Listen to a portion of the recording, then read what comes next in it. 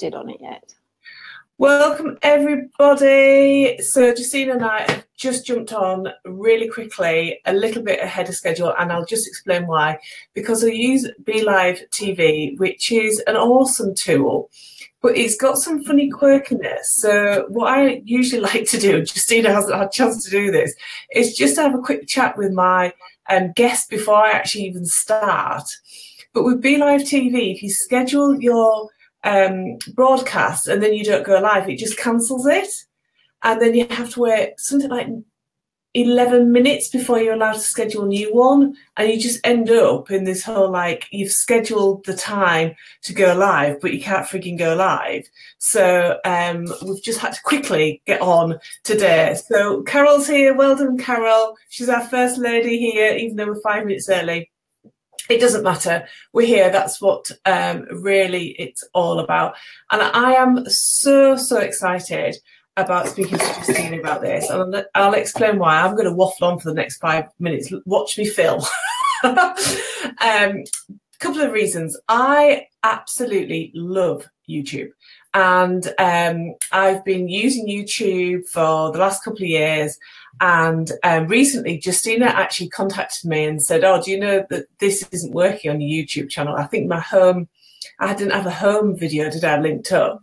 And it was like, oh, right, okay, so maybe I don't know about YouTube very much. Then Justina and I got into conversation. I invited Justina to come and be a guest in my monthly club, which she was on Tuesday, where she came and really helped my guys to understand how to use YouTube. And when I was listening to Justina's masterclass, which was 60 minutes of fabulous content, I was like, oh my God, I don't know about YouTube. And I had just been using my YouTube channel as a car park by uploading my videos and just thinking that I was doing all right. And what it's actually instilled in me is this absolute kind of desire to really nail YouTube this year, as much as you can nail anything in a year. So I've got obviously the money breakthrough sessions happening this week, and then I'm going to create content for my monthly club also this week. And once I've got that out of the way, when I've got all of that content out of the way, I'm actually going to turn my attention to YouTube and actually do it properly and take a load of the tips that Justina shared with my guys on Tuesday, because I can't use it as a car park anymore. But through this, and I don't know if you do this, Justina, but like through actually making this decision that I'm going to really nail YouTube, all I could do is watch flipping YouTube videos now. So I'm like, my days are filled with me going, oh, I'll just watch that 5-minute YouTube video over there, just to get a feel for what I like and what works really well for me, because basically I am my ideal client. So I don't know if you do that, Justina, as well. Yeah, totally do that. It's oh, I've got an echo. I think if you keep going, sometimes it works its way out. Let's hope so. That's been really fast. Oh, I think it's gone now. So I really do, because what happens is when you start making your own videos, you start to really know what it takes to make the video, and you start to become super observant of how that person started their video. What did they do next? What were the words they used? How did they lead you through the content of the video? How did they end? You become so observant, which is great, because then, exactly like you said, you start to notice what means something to you, what styles you like, and then you can start incorporating those yourself. Because it's just so much easier to like watch other people and kind of decide what you like and what you don't like. So yeah, I can spend a long time watching videos and deconstructing them. Particularly my favourite thing, and this goes for commercials and television programs and all sorts, not just YouTube channels. I'm like, oh, I wonder if they where they use that angle, and they must have been what location was that, and is that the same location, or has that been a retake? Or my favourite one is, what was it recently? I think it was a commercial where I was counting it was a scene in a James Bond's movie, and I was counting the amount of angles in the one scene that lasted, I don't know, a minute or something. There was in the region of 15 different angles. So yes, you start doing video, you can while away many an hour. Honestly, it's the death of entrepreneurs, I think, isn't it? Actually, all the information that we have got available and all the social media that we could be spending our time on it, you've got to become very strategic, and that's why I'm absolutely delighted, Justina, that you are here today. So I'm going to kick off the interview properly now. So that was a good 5-minute film, wasn't it? Well, very good. Oh my God. The day is going to get easier than this, isn't it? So welcome everybody. This is the Fearless Entrepreneurs interview series. I absolutely love bringing this content to you.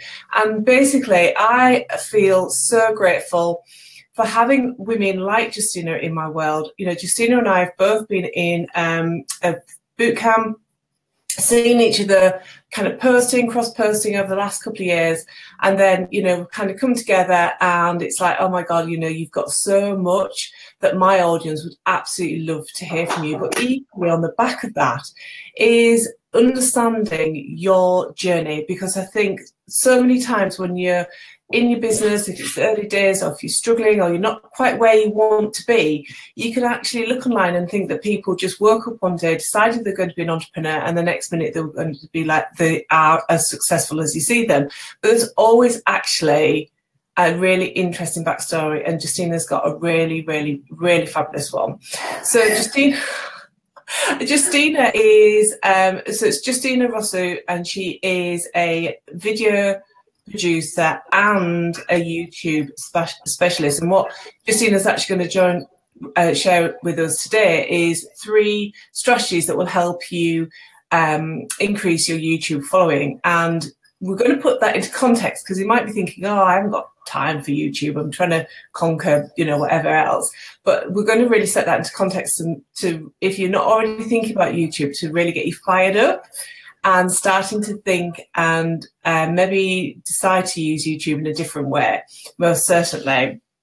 So if you haven't met me, or if you've not been connected to me for a little while, my name is Rachel Smith. I'm the business guru, and I am passionate about talking, apparently, but about supporting female entrepreneurs to basically not have the same experience that I had when I first came into business, where I spent many years being very, very small and being quite scared, and having the most frustrating time, where my business really took me on a roller coaster of emotions, of highs and lows, and that certainly was the experience of attracting clients as well. So in 2016, I kind of I decided that I'd learned all my lessons I needed to learn. I was just going to go out there and be myself and just do what I needed to do. And what I learned is how to grow your business really gracefully, and how to be yourself, and how to generate a consistent flow of income, to the point where, you know, I spend time now, you know, there's quite a lot of masculine energy still in my business, but the time when I actually step into my feminine is the time when my inbox just pings and people ask if they could come work with me. And I always thought that was a big fat lie when people say that to you, but actually it's really, really true. And that's what I share with my clients, and that's what I absolutely love to show to other people as well, that you don't need to be in this hustly, aggressive, masculine energy the entire time in your business. You can show up, you can make like little errors, like I did today by starting the interview 5 minutes earlier, totally putting Justina on the spot, saying like, we're going to go live now, before we break the link. So, you know, this is where we are. It's not about being perfect. It's not about being perfect in business. It's about being yourself and making a success of it, most definitely. So as you come on, come and say hi. With anything I do, the greater interaction that Justina and I have with you is you'll basically get much more out of it. So come and let us know what's resonating with you. Let us know where you want some more information. Ask your questions. We really want you to benefit from these 30 minutes that you're actually spending with us. So welcome to everybody who's already here. So as I've alluded to, Justina is, well, and I think you alluded to it as well, Justina, when you were describing how you actually sit there and analyse filming and video in a completely different way. You've got an entire background in BBC production, programming, program development. Honestly, what an exciting world to be in. And here you are now running your own production company and working with like personal brands, like businesses like mine, like yours. that are interested in using YouTube, and I know that you've got some really, really juicy content for us, so I'm absolutely delighted that you're here with me, coming on my crazy ride. Welcome, Justina. Thank you very much for being on. I've got another echo here. I'll just keep talking through it. But yes, that's absolutely right. So before I move into giving some the tips that I'll share today, I'll backtrack a bit and tell you a little bit about me, so put that into context, which is what you've touched on also, and tell you how I got started on my journey as well. So as you said, my background is television production. I was at the BBC for about 16 years, and during my time at the BBC, I worked on, as you touched on there, on a lot of different areas, and that was from program making to promotion, so all the bits in between the programs, which also covers branding, and then when I moved then into documentary and contemporary factual, and part of that move was I actually was part of a really small team, like there was 6 of us, I think, who launched the BBC Three. Wow. Back in the day, yeah, when we were still like, digital, what's that? And we were actually still filming on tape as well. So I kind of saw that integration, that movement from analog through to digital. So yeah, and then I was doing a lot of program development. I worked in commissioning. So how you get a program on air, how you go through that whole pitching process, and the branding side of it as well. So and I worked in network transmissions. So I've kind of been in most parts of the entire process to do television program making. But then I took redundancy, and like a lot of your audience, then I started a family and life changes.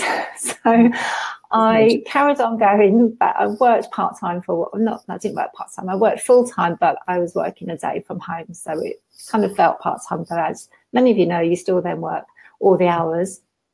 And eventually then I took redundancy before, just as I was having my second child, and didn't even consider doing any kind of business. And in fact, because the internet was still really new, and I'd heard about life coaching, and for a while I thought, oh, maybe I want to be a life coach. And this is once I'd taken my redundancy. But instead I went into, I became a childminder. So I was a childminder for a while, and quickly realized that, okay, this fitted life at the moment, but it wasn't where I was going to. It wasn't my calling, let's say.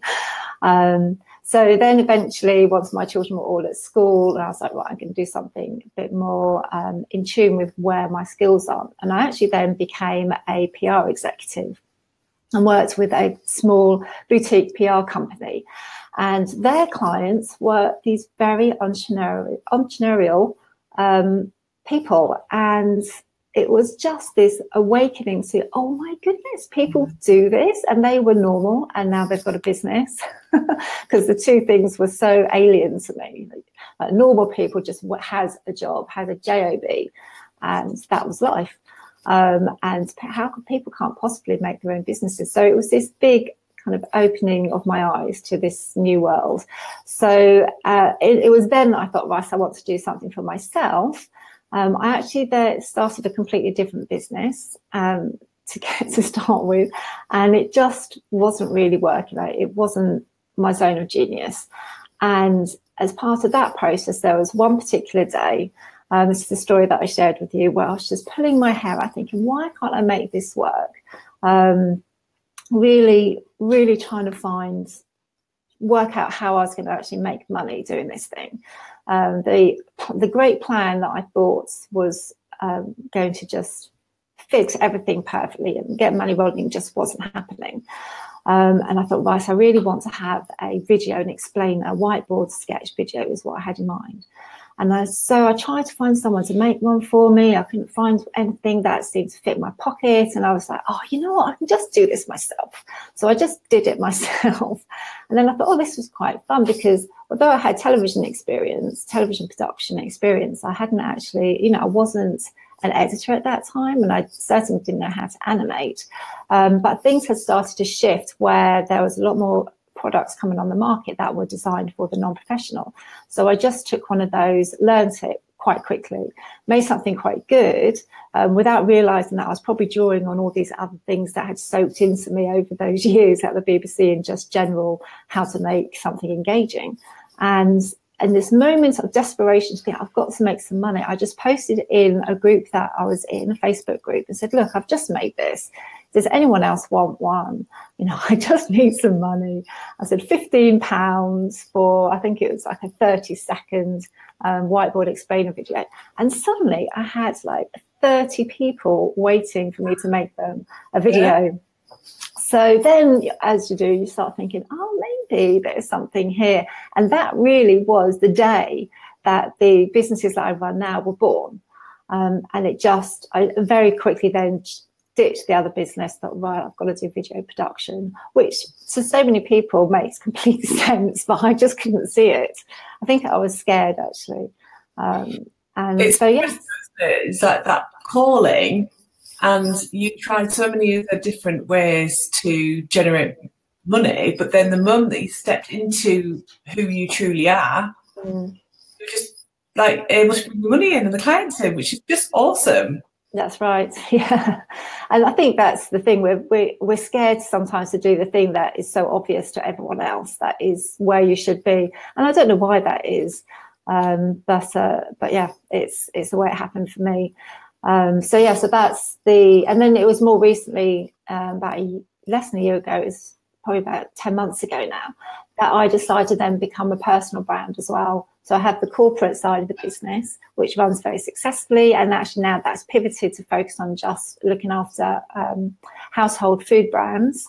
And so that's quite high profile. But then I really missed working with small businesses, female entrepreneurs in particular, and the personal brands area. So I wanted to address working with those people again, and having come through that journey, knowing the restrictions and how hard it is, I knew I needed to, reshape a completely different business. And the great thing is that I can genuinely say I suffer with all the same insecurities as any other business owner, and a lot of the same challenges as well. The difference is that I know how it's done, and I know how to make videos, I know how to make them engaging, and how to use YouTube and all of that great stuff. So yeah, so it feels very exciting to be able to share that with everyone. And it's interesting what you're saying is so true, that stepping into that feminine side of your business, I think what that does is it's because you naturally become more vulnerable, and through that you become more authentic, and that's such an engaging part of being a personal brand on your video, and that's what people really are drawn to, and it helps your message become so much more accessible to your audience. And when you get your message across, then that other person has the benefit of whatever it was that they reached out to needing help with. Brilliant. I love that, Justina. And I think it just goes to demonstrate that nobody has a straight path in the journey. It's definitely kind of like all over the place, and then you get that clarity, and then you can start to build momentum. But there's still points, isn't there, where you kind of go, oh, we should go off over here, and sometimes you do and sometimes you don't. So let's talk specifically about YouTube, because I absolutely love YouTube, as I was talking about at the beginning. And why YouTube then? You've talked about some of the things that you've supported personal brands with, so why YouTube? So there's two top reasons I would say YouTube is somewhere that every personal brand needs to make sure that they've got video content on. And that's because, first of all, there are 30 million people watching videos on YouTube every day. So that's an enormous audience that you just would be, why wouldn't you put yourself in front of that audience? It's the same as, when you come across a business that doesn't have a website, which does still happen occasionally. It's like, why wouldn't you have a website? Don't you want to get found on Google? And it's the same with YouTube. And of course, YouTube is owned by Google. So it's the same thing. If you think those 30 million people, how many of them are searching for the thing that you do? So it's a case of allowing yourself to just step into that flow of people that are potentially looking for what you do. So then the second reason is just because when people are actually searching for something. And so by having your videos on YouTube, you're becoming searchable. So suddenly all of those videos that you've made, say, on Facebook or that are perhaps on your website even, then by putting it into the YouTube, into your YouTube channel, and by focusing on what you're calling it, so making it a searchable title, then you have the ability to then get found. And all of there's obviously a lot of kind of strategy that goes into how to get those videos seen and found and viewed. But you've got to just start off by having a title that can be found, and by having content on YouTube so that that enormous audience can start to, you have the opportunity for them to find you and to be able to see the things that you are doing. So YouTube is, I've got some statistics here actually, it might be worth me sharing with you to help. I've already burnt my socks off. Yeah, it is, it's amazing. So there's, so I'm just looking down a little bit here away from the lens to make sure I read these correctly. So there's almost 5 billion videos that are watched on YouTube every day. So that's a massive number. And there's about 20%, okay, so this is a reason to make sure that you have a strong start to your video. I think I've shared this one already with you. There's 20% of people that will start watching your video, and then after the first 10 seconds, they'll drop away. So that's a really important thing to make sure that you do. But also there's the amount of advertisers that's advertising on YouTube is actually growing 40% year on year at the moment. And that means that there's more investment, and big businesses are still seeing that YouTube is one of the big players in video, and in the amount of people that are coming onto the channel. So that's real tangible evidence that it's a place to put your energy into. Yes, exactly. And there's channels that are actually earning a lot of money, and the amount of money that channels are earning through using YouTube is also growing. Now there's more than 500 million hours of video going on YouTube every day. And to put this in perspective as well, there's actually in 30 days of video content on that goes onto YouTube is equivalent. In fact, is more than the amount of viewing hours that are being created in the last 30 years on American television channels, which just blows your mind. So that wasn't an argument for getting yourself onto YouTube. I don't know what is. Well, this is it. It just really demonstrates that it's an exciting area, and it's completely growing, and it's only going to carry on growing. But some of those statistics might make you feel perhaps slightly intimidated that there's so much out there. How am I going to get my videos seen? But you've got to, but you can't allow something like that to stop you. And another statistic that might help you break through that barrier is the fact that marketers who use this on surveys of professional marketers, the marketers that use video grow their revenue 49% faster than when they're not using video. So it's such a strong, it's such a strong thing to do. And there's many places that you can use video across your business, but really have been on YouTube is every single video is operating like an evergreen funnel to bring people into your world. And then it has obviously the byproduct of the fact that you're getting seen by those people. And we all know that the more you're seen, the faster people get to know, like, and trust you. So the faster they're going to actually part with their money for the things that that you do and the services that you offer. So I can't express enough. Yeah. It's funny, isn't it? Because everybody focuses on Facebook, and it's like Facebook is the place to go and do video now, which I totally agree with. But actually, I think overall that Facebook noise, we forget about YouTube.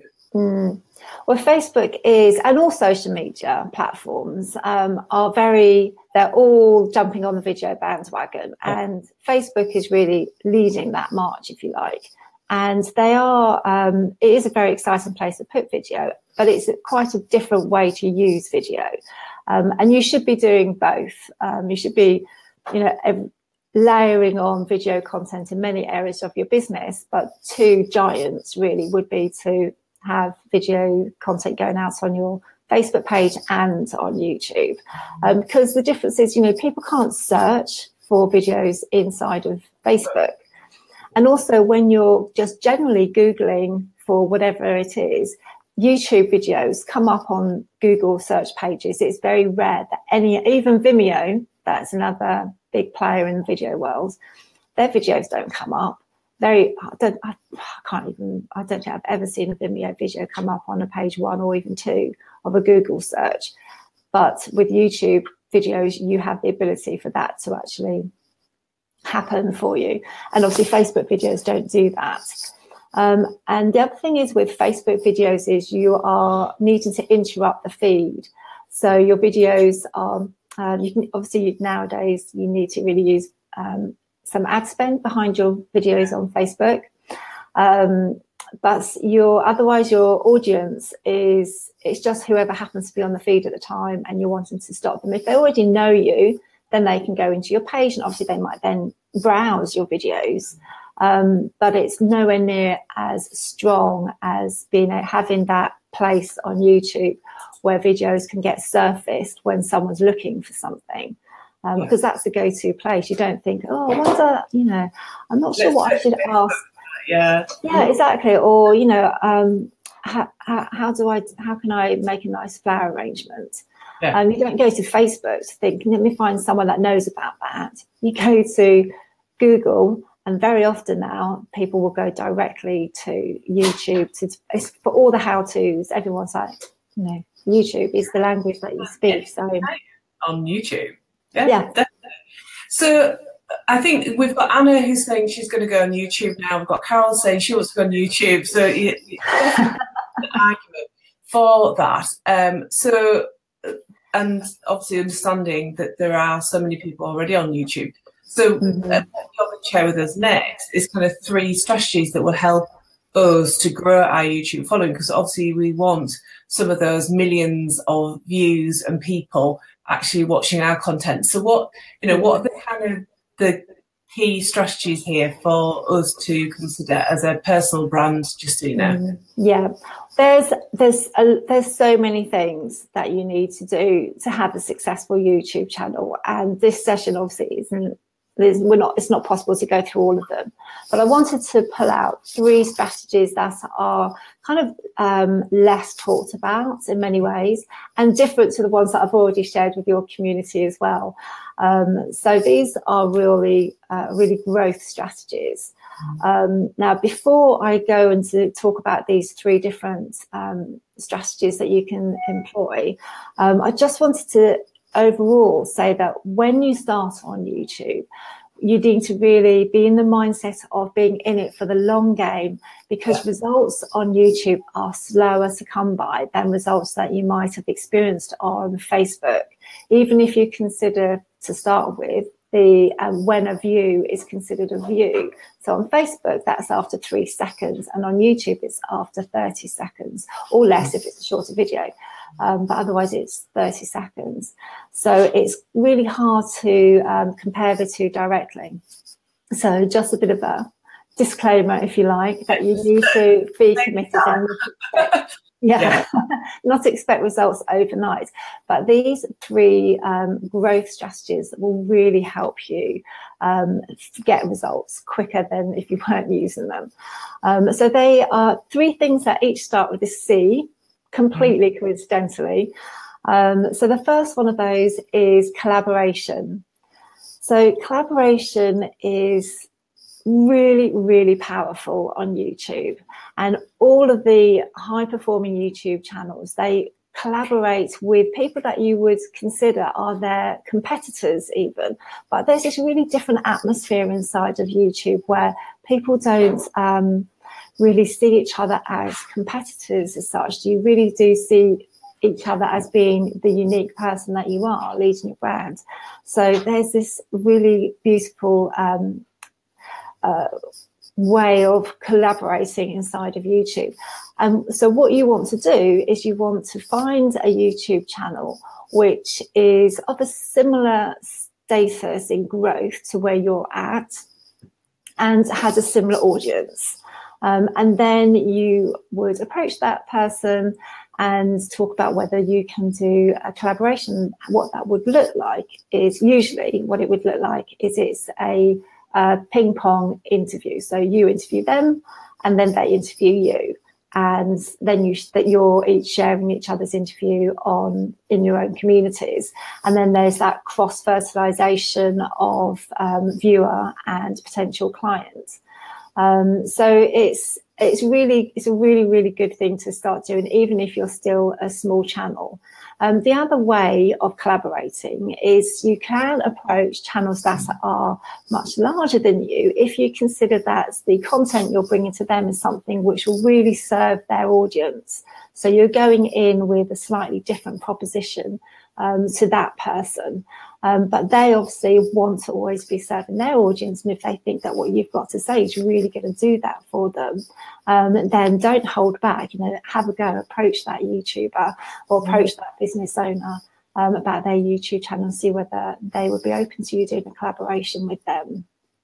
I suppose in a way it's similar to if you're used to blogging, that you might do a guest blog. That same ideas I've had there, Justina. I was like, oh, right, that's great. I can think of, straight away, I can think of like some strategies that would work for me, definitely. Brilliant. So collaborations, they are really powerful, aren't they? Yes, yeah, really, really are. So then the second C is community. So we all know how strong communities in Facebook work, how well that functions there. And the same with like Twitter, you can really get a community. Instagram, same thing. So on YouTube, it's again another place to really pull into a community. And the way it works the way you want to do this on YouTube is to go into other channels that are perhaps talking around the subject that you're knowledgeable on, and start commenting on a video which might be relevant to you. Not that you're trying to take away the limelight from the person who's the expert in that video, but you're just joining in the conversation. And what I do is I'm quite strategic in the way that I do this. I'll go down and look at, obviously you need a channel that's bigger because you want them to have several, lots of comments really underneath each video. And I kind of hover over the name of whoever's commented, and then it will tell you a little bit more, gives you a bit more about them. And I might even sometimes click through to have a look at their channel. And if I think there's someone that might be interested in my stuff, then I'll start engaging with them. So I'll reply to their comments, and it's not that you're giving them a solution. It might just be that you're saying, oh, that's a really good question, or, I think this has worked for me, or something that's genuinely adding to the conversation, whether that's just because you're sympathizing with their problem or you're sharing something. And then what I do is then I'll go to have a look at their channel and then comment on one of their videos. So it's all about giving, and you're not asking for anything at all, but naturally then you've just been put on that person's horizon. So they're now aware of who you are, because not only have you commented on what their comment, but you've also popped up on their channel. And all the people that are trying to grow a channel in YouTube understand how hard that is. And so you will see and acknowledge that, oh, okay, this person is interacting with me, and they'll interact back with you. And very often then they'll go onto your channel and also make a comment. And growing engagement in your channel is something that is similar to Facebook. It's something that YouTube really values as a metadata analytic to help surface your videos more frequently. So engagement is really good. So that's how the community aspect works, that's part of how it works on YouTube. So give that a go as a strategy to grow your YouTube channel as well. Love it. Yeah, sounds really simple as well. You know, if you're spending an hour every day in Facebook groups, why not go and spend 30 minutes on YouTube and do that sort of community building? Love it. Thank you. Yeah, exactly. That's what it is. So the last strategy here, I know, is slightly less exciting for many, but it is so important, which is why I really wanted this to be the first strategy that I make a point of really highlighting. And that is consistency. Being consistent is an enormous strategy, and it's so important because without it, you haven't got anything really. You, first of all, if you're not consistent, then you lose people's trust, you lose your own momentum. So being consistent is really important. So on YouTube, what that looks like is at the minimum having one video being put out each week. Really can't get away with having very much less than that.